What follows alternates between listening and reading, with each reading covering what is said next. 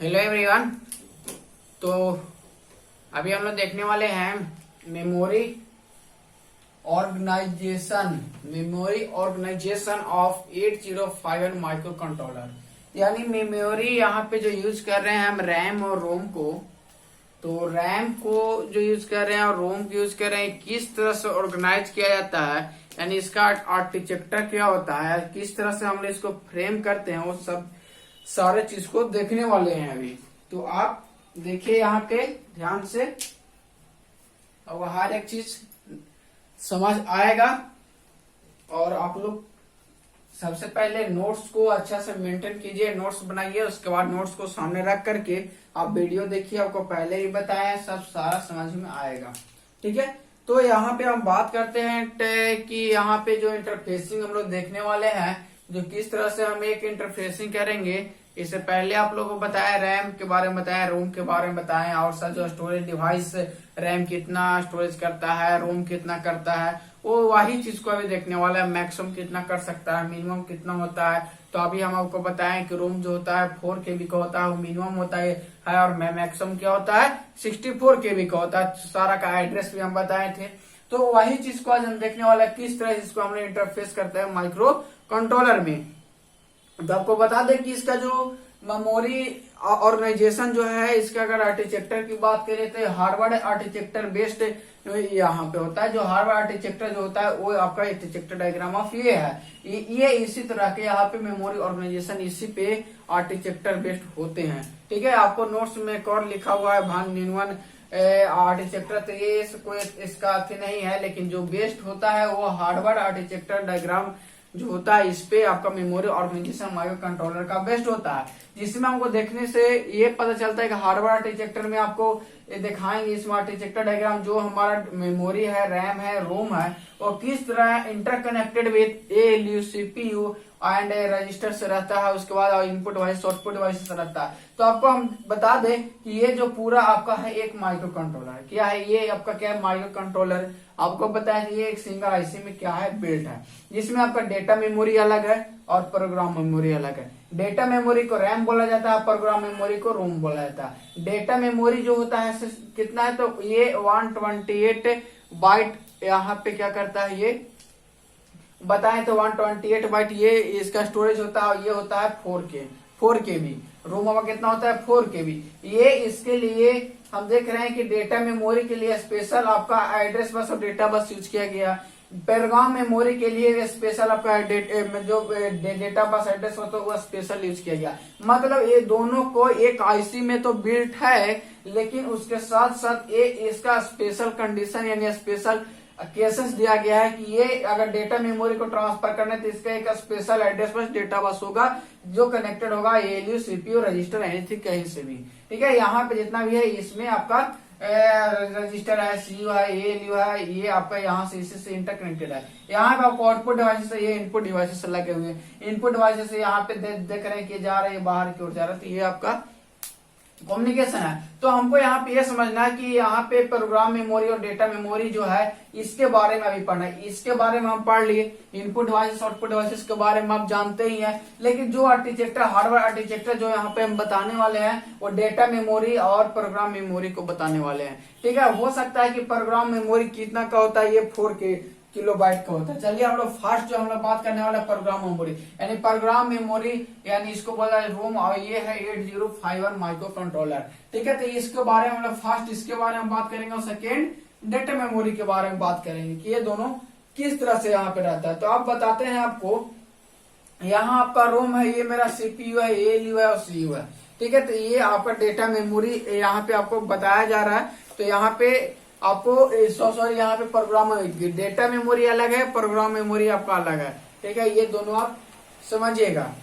तो आपको यहाँ जो बताया जा रहा है कि डेटा मेमोरी जो है इसका काम क्या है, डेटा मेमोरी का काम क्या है। तो यहाँ पे अगर माइक्रो कंट्रोलर अगर कोई भी इंस्ट्रक्शन को एग्जीक्यूट करता है, या फिर आपको बता दें कोई भी प्रोग्राम को क्या करता है, स्टोर करता है, कोई भी इंस्ट्रक्शन का या प्रोग्राम को ये स्टोर करता है, एग्जीक्यूट करता है, तो हो सकता है कि इसको ओरिजिनल जो हम भी बताएं कि इसका अगर ओरिजिनल हम लोग देखिए कि रैम का जो ओरिजिनल स्टोरेज होता है कितना होता है, तो 4 KB होता है।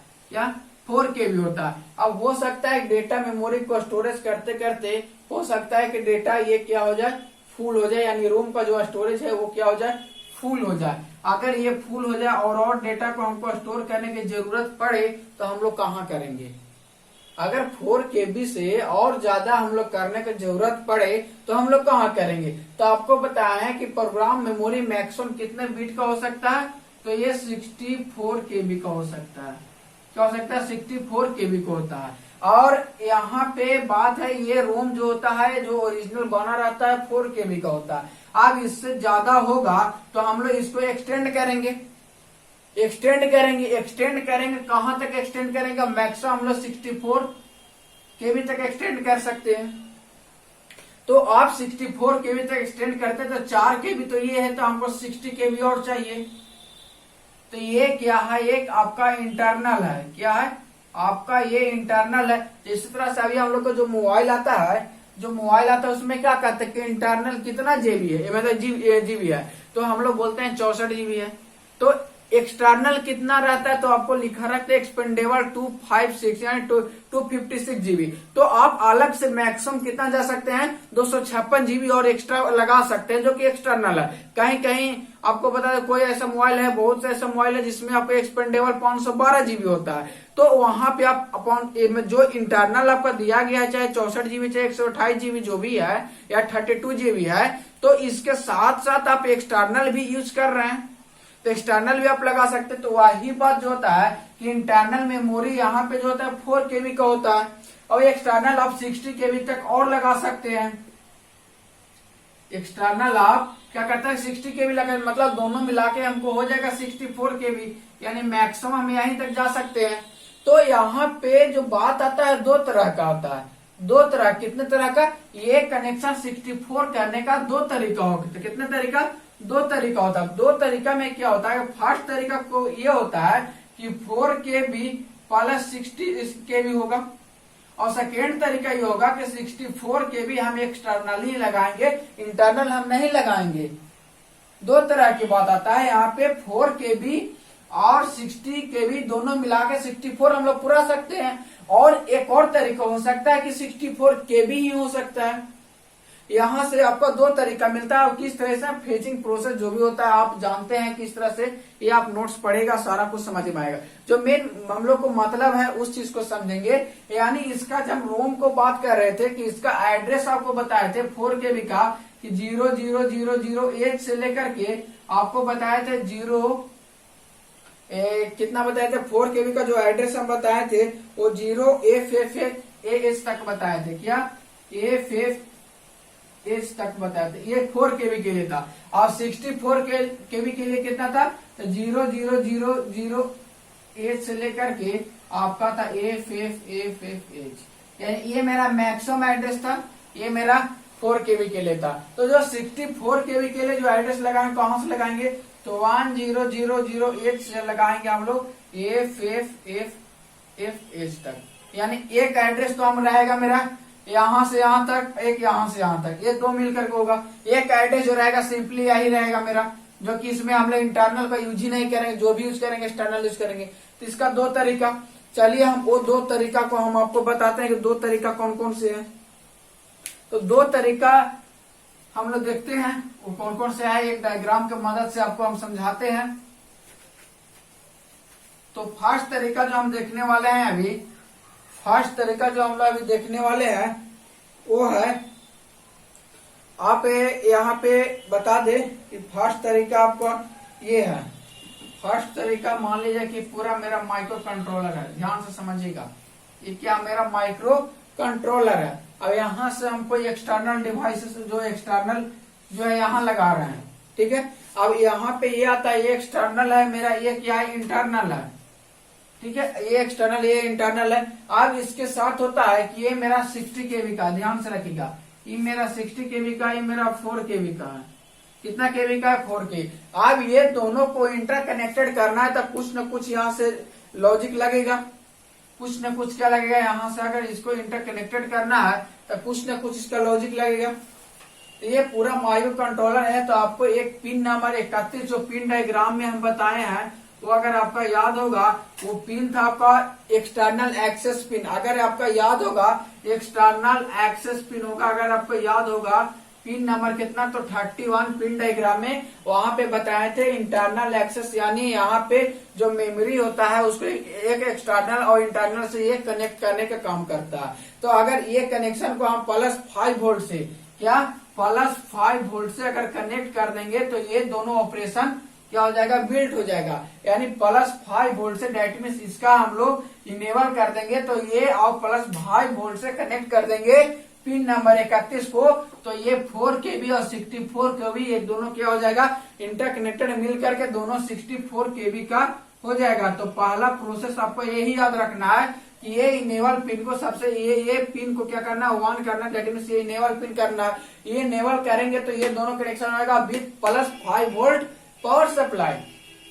तो ये फर्स्ट केस हम लोग देखे कि ये इंटरनल और एक्सटर्नल दोनों को लाएंगे तब कि 4 kB और 64 kB। अब बात आता है कि हम ये हटा देंगे, ये इंटरनल हम क्या कर देंगे, हटा देंगे और एक्सटर्नल कितना लगाएंगे, हम 64 kB लगाएंगे। इस पिन को हम लोग 0 से यानी इसका डिसेबल करना होगा, यानी इसको डिसेबल कर देंगे तो डेट मीन्स ये इंटरनल मेरा कोई भी स्टोरेज नहीं हुआ, टोटल के टोटल कहाँ जाएगा, 64 kB के ही जाएगा। डेट मीन्स ये 64 kB मेरा एक्सटर्नल मेमोरी रहेगा और ये मैक्सिमम मेमोरी है। इसका एड्रेस जो रहेगा 0000 से कहां तक रहेगा, FF तक ये इसका क्या होगा, एड्रेस होगा। तो ये दो तरह से हम लोग क्या कर सकते हैं, प्रोग्राम मेमोरी या रोम को हम लोग इंटरफेस कर सकते हैं 64 kB तक मैक्सिमम। तो हम लोग यहाँ पे देख रहे हैं कि ये जो मेमोरी है एक बार क्या होता है, फुल हो जाता है। क्या हो जाता है, फुल हो जाता है।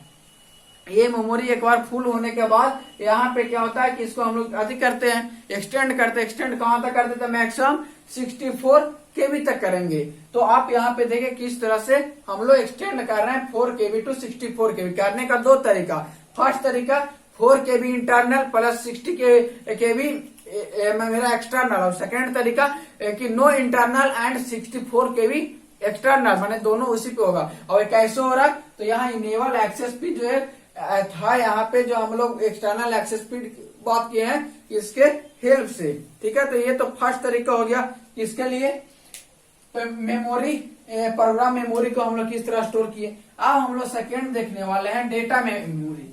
क्या डेटा मेमोरी, रैम को। तो डेटा मेमोरी रैम को हम लोग देखते हैं।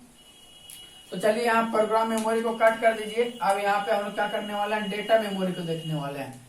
कौन सा, तो ये डेटा मेमोरी। और ये डेटा मेमोरी कौन सा होता है, रैम होता है, रैंडम एक्सेस मेमोरी। अब डेटा मेमोरी जो होता है तो आपको बता दे कि जो पहले कहा था इसमें जो होता है 8051 में 128 होता था, 128 बाइट का होता, कितना 128 बाइट का होता। लेकिन ये मॉडर्न टाइम होने के साथ इसका जो ऑपरेशन होने लगा माइक्रो कंट्रोलर का, वो होने लगा 256, यानी कितना 256 बाइट का होने लगा है। तो 256 बाइट का होने लगा, पहले कितना था 128 बाइट था। अब क्या कितना होने लगा है, ये 256 बिट, मतलब 128 बिट और क्या हो गया इसमें 128 बाइट क्या हो गया इसमें, क्या हो गया, ऐड हो गया। तो ये पहले से हो रहा था, मॉडर्न आया था, ये दोनों मिलकर के 256 हो गया। तो ये दोनों मिलकर के 256 हो गया। तो यहाँ पे किस तरह इंटरफेसिंग होता है इस चीज को भी हम लोग देखेंगे। तो इसमें आपको देखने के लिए मिलेगा दो तरीका से। पहला तरीका जो आपको मिलेगा कि यहाँ पे आपको बोले कि हायर ऑर्डर बस यहाँ मिलेगा, एक लोअर ऑर्डर बस मिलेगा। क्या हायर एक लो आता, हायर जो हम लोग बोलते हैं, जो मेरा आपको बता दे कि जो हायर एंड लोअर जो होता है, यानी लोअर यानी बात करेंगे तो लोअर 128, अगर बात करते हैं लोअर की 128, तो ये जो होता है आपको बता दे डायरेक्ट एंड इनडायरेक्ट एड्रेसिंग होता है। ये बता दे कि डायरेक्ट एंड इनडायरेक्ट एड्रेसिंग होता है। और जो एक और 128 है वो हायर, अगर बात करें हायर 128 जो होता है, हायर एड्रेसिंग जो 128 होता है, ये होता है आपका ओनली फॉर डायरेक्ट, क्या डायरेक्ट एड्रेसिंग होता है। इस लोअर में आपका जो मिलता है, लोअर में आपको जो मिलता है 128, इसका जो एड्रेस होता है ये इसके बारे में आपको बताए हैं। तो सबसे पहले हम लोअर एड्रेस की बात करते हैं, उसके बाद हायर एड्रेस की बात करेंगे। ठीक है, तो चलिए हम लोअर एड्रेस की बात कर लेते हैं कि लोअर एड्रेस जो होता है वो किस तरह से डायरेक्ट और इनडायरेक्ट एड्रेसिंग को परफॉर्म करता है। तो आपको जब हम बता रहे थे ये, तो देखिए अभी आपको कुछ याद आएगा, इस चीज को हम आपको बताए हैं।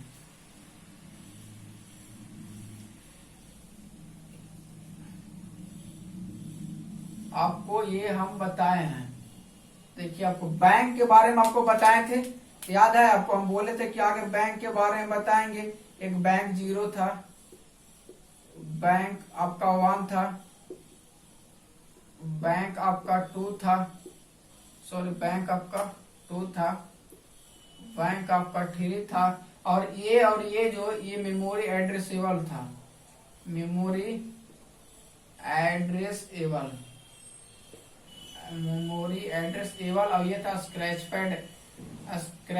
Pad area. ये क्या था आपका स्क्रैच पैड, या फिर इसको हम जनरल पर्पस रजिस्टर भी बोलते हैं। स्क्रैच पैड एरिया इसको बोल सकते हैं, या फिर इसको बोल सकते हैं जनरल पर्पस एरिया।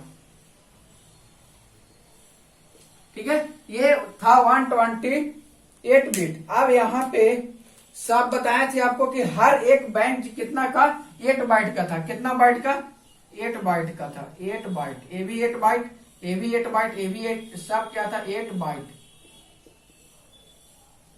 8 बाइट, सब क्या था 8 बाइट, ये भी था 8 बाइट। ये क्या था, ये मेरा 16 बाइट था, 16 बाइट था, और ये जो बात 32 और 16 ये मेरा 80 बाइट था। अगर आपको याद होगा तो ये सब कुछ बताए थे। जो रजिस्टर बैंक जो आपको बताए थे, तो आपको बताए थे इसको सेलेक्ट करने के लिए, तो सेलेक्ट इसको हमको कैसे करते थे, तो जो PSW बताए थे प्रोग्राम स्टेटस बार में, उसको में 2 बताए थे, जिसमें था पिन नंबर कितना था, पिन नंबर शायद 3 या 4 था, या 4 या 5 ऐसे ही था। उसमें हम बताए थे कि वो 2 कॉम्बिनेशन पिन की हेल्प से, मतलब जो वहां पे RS1 और RS0 से था, और वो दोनों पिन के कॉम्बिनेशन से हम लोग क्या करते थे, रजिस्टर बैंक को सिलेक्ट करते थे। जैसे में RS1 था, वो RS0 था, इसे अगर यहाँ पे 0 हम लोग प्रोवाइड करते थे, तो बैंक कौन सा प्रोवाइड होता था, बैंक जो सिलेक्ट होता था हमारा 0 सिलेक्ट होता था, और 0 और 1 जो प्रोवाइड करते थे तो बैंक मेरा 1 सिलेक्ट होता था। और अगर 1 0 हम लोग प्रोवाइड करते थे तो यहाँ पे इस कॉम्बिनेशन से हमको बैंक 2 सिलेक्ट होता था, और 1 1 जब हम लोग देते थे RS0 RS1 को, तो हम लोग बैंक 3 यहाँ पे सेलेक्ट होता था। और हर एक बैंक कितने बिट का बताएं, कि हर एक बैंक जो है 8 बिट का होता है, और हर एक बैंक जब ये 8 बाइट का होता है, सॉरी बिट नहीं बाइट, हर एक बैंक जो 8 बाइट का होता है, अब हर एक बाइट में अगर बता दे कि एक रजिस्टर होता है, तो एक रजिस्टर कितने बिट का होता है, 1 बिट का होता है। तो इसमें कितने रजिस्टर होता है, 8 रजिस्टर होता है। कितने रजिस्टर, 8 रजिस्टर। ये रजिस्टर होता है R0 to R7। हर एक रजिस्टर कितने बिट का होता है, 8 बिट का होता है। ध्यान में समझिएगा, यहाँ बैंक 0 में आपका 8 बाइट, जो बैंक 0 बैंक 1 सब बैंक जो होता है 8 बाइट का होता है। हर एक बाइट में 8 क्या होता है, रजिस्टर होता है। हर एक रजिस्टर 8 बिट का होता है। हर एक रजिस्टर 8 बिट का होता है। कितना बिट का, 8 बिट का हर एक रजिस्टर होता है। और एक बैंक में टोटल 8 बाइट का रजिस्टर होते हैं, मतलब 8 रजिस्टर होते हैं। और हर एक रजिस्टर जो होता है 8 बाइट का 8 बिट का होता है। तो आप यहाँ पे ध्यान रखिएगा, जो R0 to R7 जो होता है ये एक क्या होता है, एक रजिस्टर होता है। और ये कितने बिट का होता है, 8 बिट का होता है। ऐसा कितने होता है, 8 बिट, मतलब कि 8 रजिस्टर होता है। यानी 8 into 8 बराबर क्या होता है, 64 बिट।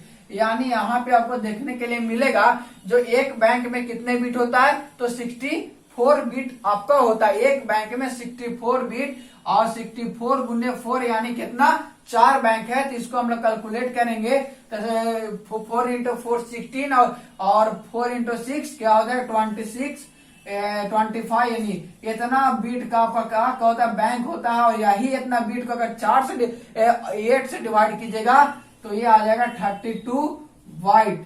यानी जो मेरा रजिस्टर बैंक जो होता है यहाँ पे कितने बाइट का होता है, 32 बाइट का होता है, और कितने बीट का होता है तो 256 बीट का होता है। ये ध्यान रखिएगा, ये आपको रैम होता है। अब जो बात आता है यहाँ से समझना ये है कि ये सब पूरा क्या होता है कि अगर फुल हो जाता है, यानी इसका स्टोरेज फुल हो जाता है, तो आप यहाँ से और रजिस्टर अगर वैल्यू आ रहा है और आपका डेटा आ रहा है तो कहाँ स्टोर कीजिएगा। ये मान लेते हैं कि 256 बीट जो होता है क्या होता है कि फुल हो जाता है। 256 बीट क्या होता है, फुल हो जाता है। तो 256 अगर फुल हो जाता है तो हम लोग और जो डेटा को कहाँ स्टोर करेंगे, तो और डेटा को हम लोग स्क्रैच पैड एरिया जो यहाँ पे है जनरल पर्पस रजिस्टर जिसको हम लोग बोल रहे हैं कि जनरल पर्पस होता है, ये 80 बाइट का होता है। अब 80 बाइट का होता है तो आप सोच लीजिए 80 बाइट का होता है तो 80 गुने हम लोग 8 कर देंगे, 80 गुने 1 बाइट में आ जाएगा तो आपको कैलकुलेट कर सकते हैं कितना बीट का होता है। तो यहाँ से सारा यहाँ पे क्या होता है, क्या हम लोग ये फुल हो जाता है। तो यहाँ तो इस तरह से हम लोग डेटा मेमोरी में 128 बाइट का हम लोग स्टोरेज करते हैं। और ये यहाँ पे मेमोरी एड्रेसेबल रजिस्टर, यहाँ पे जितना भी मेमोरी एड्रेस होता है सारे को स्टोर करते हैं। अब बात आता है कि यहाँ से इसका जो एड्रेस होता है तो आपको एड्रेस बता दे कि आपको एड्रेस पिछले बार बताए थे, इसका एड्रेस आपको 008 से स्टार्ट होता है और FFH तक जाता है। आप यहाँ सब बीट के हिसाब से आप खुद बांट लीजिएगा, यानी 008 से यहाँ पे क्या हो जाएगा तो 07 आपका H हो जाएगा, फिर 08 से यहाँ पे स्टार्ट होगा, यहाँ पे 17H तक चला जाएगा। यानी इस तरीका से ये पूरा आपका रजिस्टर होता है 88, यानी इसको वाइड एड्रेसेबल रजिस्टर भी बोला जाता है। ठीक है, तो इस तरह का से हम लोग बांटते हैं। तो 128 बाइट इधर से हो गया। अब बाकी जो 128 जो होता है ये आप लोग देखें डायरेक्ट भी हो रहा है, इनडायरेक्ट भी हो रहा है। यानी ये लोअर जो एड्रेस हो रहा है ये डायरेक्ट भी हो रहा है, इनडायरेक्ट भी हो रहा है। यानी यहाँ से यहाँ हम लोग भेज भी रहे हैं, यहाँ से यहाँ आ रहा है, ये फुल हो जा रहा है तो यहाँ से यहाँ डेटा को भेज दे रहा है स्टोरेज के लिए। तो ये डायरेक्ट भी आप ला रहे हैं और इनडायरेक्ट भी यहाँ नहीं स्टोर करवा रहे हैं, यहाँ ना स्टोर होकर के आपका कैशपैड एरिया में स्टोर हो रहा है। तो आप इस तरीका से आप यहाँ पे देखिए। अब बाकी 128 जो होता है वो क्या होता है सो बताते हैं। तो अभी आपको SFR के बारे में बताएं, सीरियल फंक्शन, यहाँ पे क्या स्पेशल फंक्शन रजिस्टर। तो स्पेशल फंक्शन रजिस्टर जो यहाँ पे होता है वो 128 जो बिट होता है उसको स्टोरेज करता है। अगर बात कर ले कि ये मेरा पूरा क्या है स्पेशल फंक्शन रजिस्टर है, क्या स्पेशल फंक्शन रजिस्टर है, बहुत से इसका रजिस्टर का नाम है। तो 128 बाइट, ये 128 बाइट यहाँ से स्टोरेज। लेकिन इसमें आपको बता दे कि स्पेशल फंक्शन जो रजिस्टर है वो SFR ओनली 421 है, बाकी अभी ब्लैंक है। ओनली 421 है जिसमें आपको हर एक 21 रजिस्टर के बारे में बता दिए। बी रजिस्टर है, कुमुलेटर रजिस्टर है, आपको PSW है, IP है, PS है, I है, P2 है, और आपको बता दे कि यहाँ पे टाइमर है, काउंटर है, TL1, TLD, मतलब टाइमर मोड, पी कौन, मतलब बहुत सा जितना आपको स्पेशल फंक्शन रजिस्टर अभी हम बताए हैं। SP है, स्टैक पॉइंटर है, प्रोग्राम काउंटर, ये सब सारा क्या है SFR है, सारा स्टोरेज वहां पे होता है। ठीक है, अब जो बात आता है कि ये 28 जो SFR होता है इसका एड्रेस जो होता है, इसका एड्रेस 80H से स्टार्ट होता है, मैक्सिमम FFH तक जाता है, इसका एड्रेस होता है। ठीक है, तो ये सब सारा कुछ आपको यहाँ पे देखने। तो 128 बाइट उधर और 128 बाइट इधर, यहाँ पे जो होता है डायरेक्ट होता है, मतलब यहाँ से कुछ अलग इधर उधर में डेटा को अगर स्टोर अगर प्रोग्राम काउंटर में करना है तो आप डायरेक्टली प्रोग्राम काउंटर में जा सकते हैं। आपको एक्यूमुलेटर में करना है, डायरेक्टली एक्यूमुलेटर का स्पेशल एड्रेस है, उस स्पेशल एड्रेस पे आप जा सकते हैं। आपका टोटल एड्रेस क्या कौन कौन सा है वो सारा कुछ आपका नोट्स में लिखा हुआ है,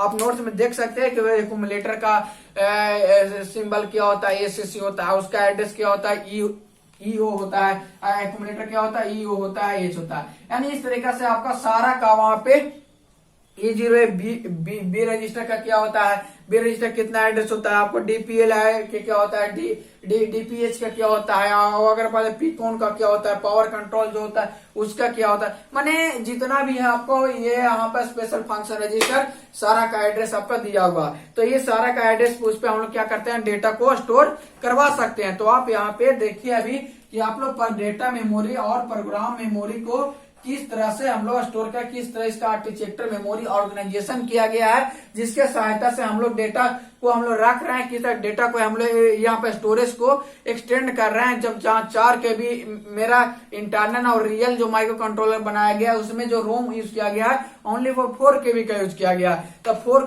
KB का यूज किया गया। अगर इससे हमको ज्यादा स्टोर करवाना है, यानी जो प्रोग्राम को ज्यादा आ गया है उसको स्टोर कहाँ करवा, तो उसको हम लोग एक्सपेंड कर रहे हैं। एक्सपेंड करने का तरीका को देखिए, 128 बाइट यहाँ पे रैम की बात करें तो पहले जो बनता था वो 128 है, बट इन मॉडर्न टाइम ये से फार के चलते 128 बाइट स्टोरेज और बढ़ गया, जिसके कारण मेरा 256 जो है 256 बाइट का स्टोरेज हम कर सकते हैं यहाँ पे डेटा को। तो इस तरीके से हम लोग काम कर रहे हैं। तो यहाँ पे ये आपका मेमोरी ऑर्गेनाइजेशन ऑफ 8051 जो आपका यूनिट इतना में पढ़ना था, यूनिट आपका शायद 5 में पढ़ना था।